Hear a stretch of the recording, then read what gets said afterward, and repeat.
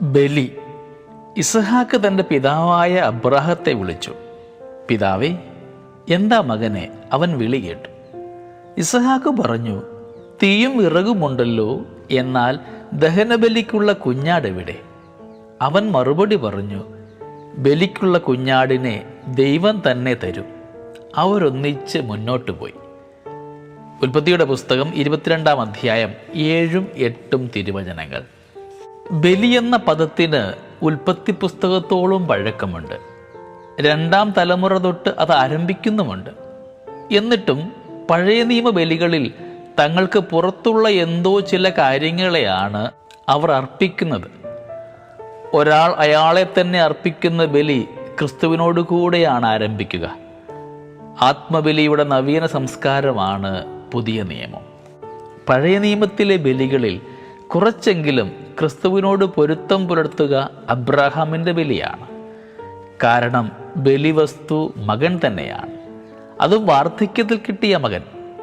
അബ്രാഹാമിൻ്റെ ബലിയുടെ വ്യക്തമായ ഓർമ്മകൾ ഉണർത്തുന്ന ക്രിസ്തുവിൻ്റെ ആത്മാർപ്പണം. വിറകും തീയുമായി മല കയറുന്ന ഇസഹാക്കും സ്വന്തം കഴുമരമായി ഇടറി മല കയറുന്ന ക്രിസ്തുവും. എന്നാൽ അബ്രാഹാമിന് കുഞ്ഞിനെ കൊടുക്കേണ്ടതായിട്ട് വന്നില്ല. കൊടുവാൾ ഉയരുമ്പോൾ ആരോ തടയുന്നുണ്ട്. പകരം ആ ആട്ടിൻകുട്ടിയെ മതിയാവും. ഈശോമിശിഹായുടെ കുരിശിന് കൂട്ടുപോകുമ്പോൾ ഒരുപക്ഷെ പരിശുദ്ധ അമ്മയും ആ കഥ ഓർമ്മിച്ചിട്ടുണ്ടാവാം. ഇല്ല, അത്ഭുതങ്ങളൊന്നും പാടില്ല. ഊനമില്ലാത്ത ആട്ടിൻകുട്ടിയെ അർപ്പിക്കണമെന്നാണ് നിയമം. അവന് പകരം വയ്ക്കാൻ മറ്റൊരു ആട്ടിൻകുട്ടി മുമ്പോ പിമ്പോ ഉണ്ടായിട്ടില്ല എന്നതാവണം അതിനുള്ള കാരണം.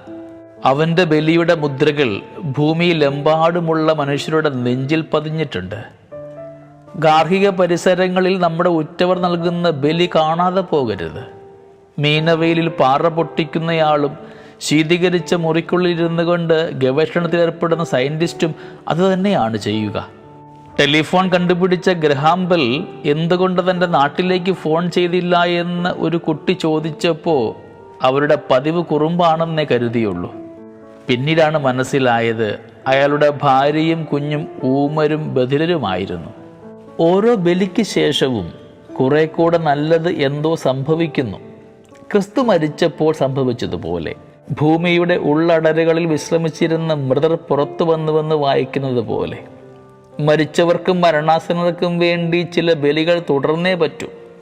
പുറത്തെ സങ്കടങ്ങളെയൊക്കെ കുറച്ചുകൂടി ഗൗരവമായി കാണാനുള്ള അനുശീലനം രൂപപ്പെടേണ്ടതുണ്ട്.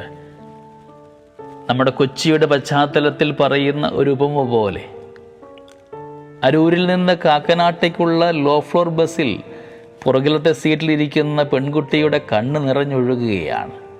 അവളുടെ കൂട്ടുകാരൻ അവൾ അയക്കുന്ന സന്ദേശങ്ങളെയൊക്കെ റിജക്റ്റ് ചെയ്യുകയാണ്.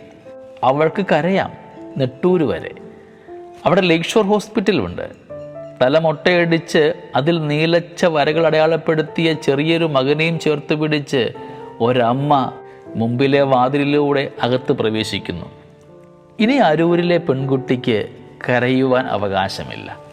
സ്നേഹമുള്ളവരെ, ഓരോ ബലിയുടെ ശേഷവും കുറെ കൂടെ നല്ലത് എന്തോ സംഭവിക്കുന്നുണ്ടെന്നുള്ള തിരിച്ചറിവ് നമുക്കുണ്ടാവാം.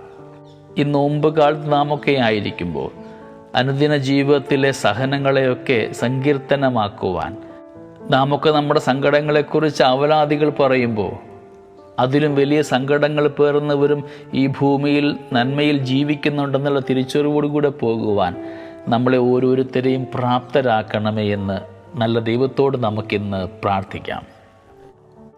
ദൈവം നമ്മളെ എല്ലാവരെയും സമൃദ്ധമായി അനുഗ്രഹിക്കട്ടെ.